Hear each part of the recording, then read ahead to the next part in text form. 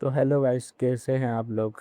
आज हम शुरू करने जा रहे हैं इ- सभी सरकारी परीक्षा के लिए मोस्ट इम्पोर्टेंट टॉपिक, जो इस बार की यूपी पुलिस परीक्षा जो 3 सिफ्टों में होगी, 8, 9, 10, 3 दिन जो होगी लगातार परीक्षा, उसके लिए मोस्ट इम्पोर्टेंट टॉपिक मानव अधिकार जीएस का। इससे 2 प्रश्न जरूर पूछे जाएंगे, 100%।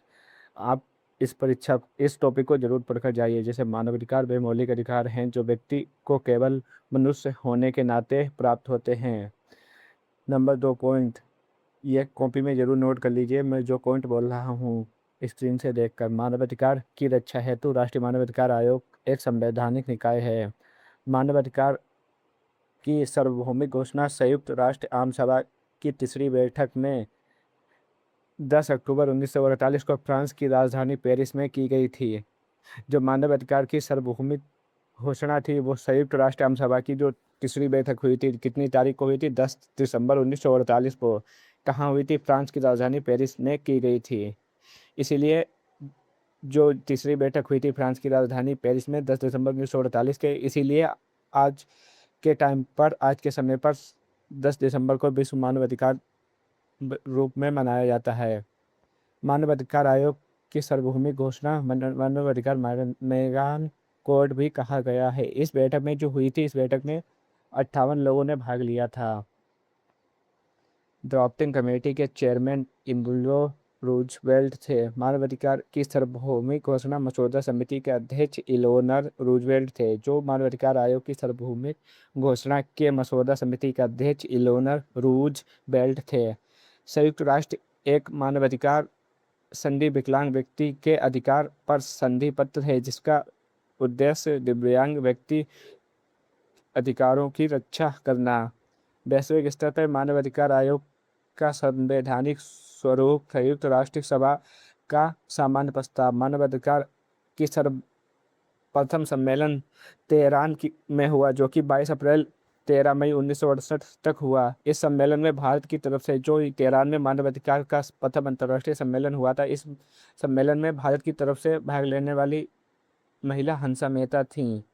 अब आइए राष्ट्रीय मानवाधिकार आयोग के बारे में देखते हैं। भारत में राष्ट्रीय मानवाधिकार आयोग, जिसको शॉर्ट फॉर्म में NHRC कहा जाता है, 12 अक्टूबर 1993 को गठित हुआ था। ये जरूर याद रखिए, ये इम्पोर्टेंट टॉपिक है, ये मोस्ट इम्पोर्टेंट पॉइंट है।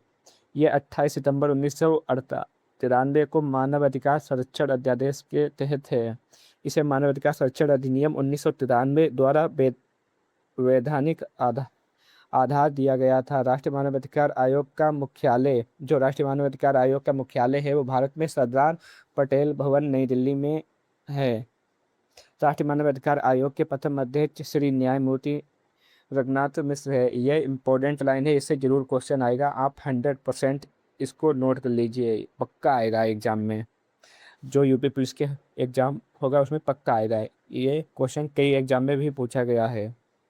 राष्ट्रीय मानवाधिकार आयोग के वर्तमान अध्यक्ष श्री न्यायमूर्ति वी सुब्रमण्यम हैं। राष्ट्रीय मानवाधिकार आयोग में कितनी बार संशोधन हुआ है, आपसे ये क्वेश्चन पूछा जाएगा MCQ की फॉर्म में। ये PYQ रह चुका है। यूपी लेखपाल हो गया, यूपी होमगार्ड हो गया, UPSI हो गया। राष्ट्रीय मानवाधिकार आयोग में कितनी बार? 2 बार संशोधन हुआ था। अंतिम बार जरूर याद रखना है कि 2019 में है। राष्ट्रीय मानवाधिकार आयोग में के अध्यक्षों में अब तक कोई महिला अध्यक्ष नहीं बनी है। ये मोस्ट इम्पोर्टेंट पॉइंट है, इसे आप जरूर याद रखिएगा। अंतर्राष्ट्रीय मानवाधिकार दिवस 10 दिसंबर को मनाया जाता है, जो आपको मैंने ऊपर ही बता दिया था।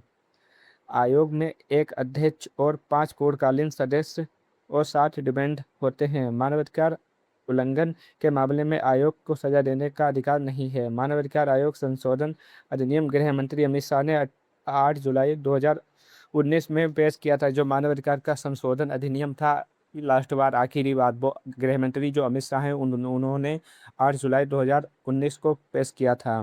मुख्य संशोधन बिंदु: अध्यक्षता की योग्यता। पुराना नियम NRC का अध्यक्ष केवल सर्वोच्च न्यायालय का मुख्य न्यायाधीश रहा व्यक्ति होता था। नया नियम, अब नया नियम क्या हो गया है? अब भारत का मुख्य न्यायाधीश या सर्वोच्च न्यायालय का कोई मुख्य भी न्यायाधीश बन सकता है। एचआर के अध्यक्ष के भी उच्च न्याय के मुख्य न्यायाधीश के साथ साथ उच्च न्यायालय के न्यायाधीश को शामिल किया गया है। सदस्यों की संख्या और लिंग। पुराने नियम एनआरसी के 2 सदस्य होते थे जिनमें एक महिला होना आवश्यक नहीं था। नया नियम सदस्यों की संख्या को बढ़ाकर 3 कर दिया गया जिनमें कम से कम एक महिला जरूरी है। कार्यकाल में बदलाव। पुराना नियम जो था उसमें अध्यक्ष और सदस्यों का कार्यकाल 5 वर्ष या 70 वर्ष की आयु तक होता था। नया नियम में क्या कर दिया है, जो नया नियम आ गया है, मुख्य कार्यकाल को घटाकर 3 वर्ष या 70 वर्ष की आयु तक कर दिया गया है। पुनः नियुक्त की 5 वर्ष भी सीमा हटा दी गई है। तो आपको ये समझ में आया तो रोज याद रखना इस चीज इन पॉइंटों को। नेशनल मंडेला लोगों को मानवाधिकार से वंचित करना, उनकी मानवता को चुनौती देना था।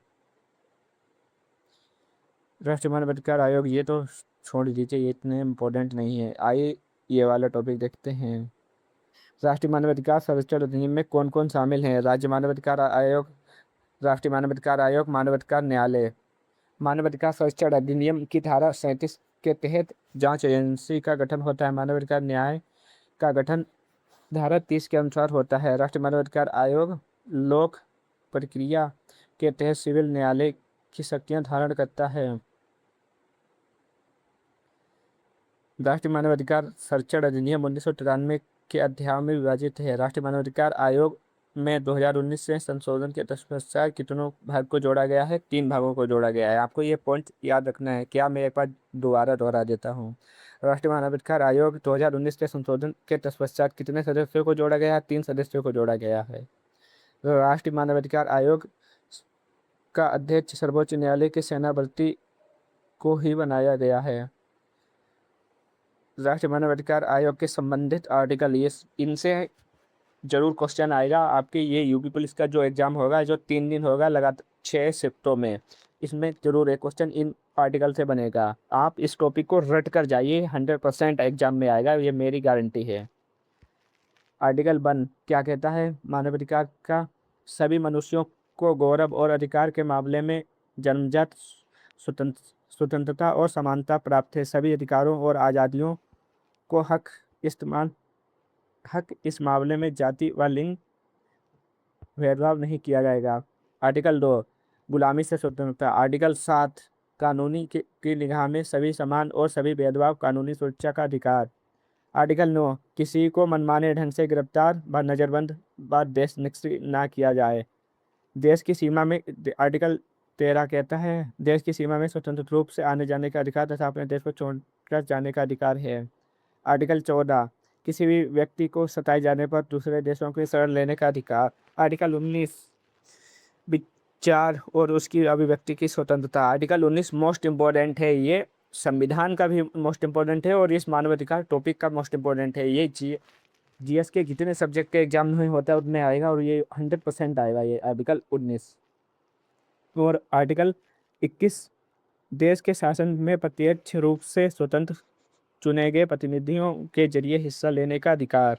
सामाजिक सुरक्षा का अधिकार। आर्टिकल 22 शिक्षा का अधिकार। शिक्षा का अधिकार मोस्ट इम्पोर्टेंट है। आर्टिकल 26 और आर्टिकल 19 ये मोस्ट जरूर आएंगे, पक्का, ये आप जरूर रट कर जाइएगा।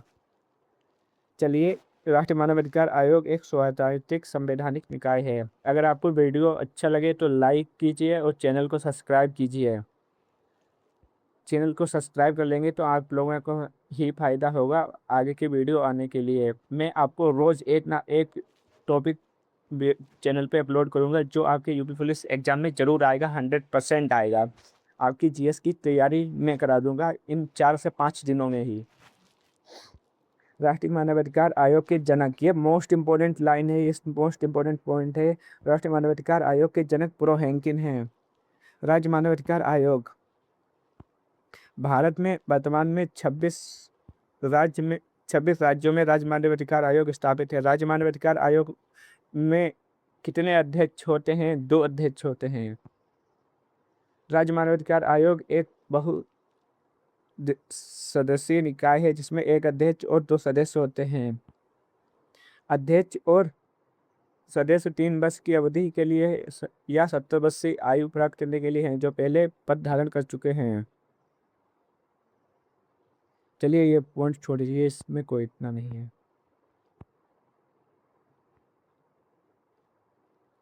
ये याद रखिए, ये जो मैं पॉइंट आपको बता रहा हूँ, उत्तर प्रदेश राज्य मानवाधिकार आयोग के वर्तमान अध्यक्ष माननीय न्यायमूर्ति श्री अनंत मनोहर वालर हैं। ये मोस्ट इम्पोर्टेंट पॉइंट है, आप जरूर याद रखिएगा। मानवाधिकार की गैर सरकारी संगठन एमनेस्टिक 19 है। एमनेस्टिक इंटरनेशनल 1900 नोबेल शांति पुरस्कार प्राप्त किया गया है।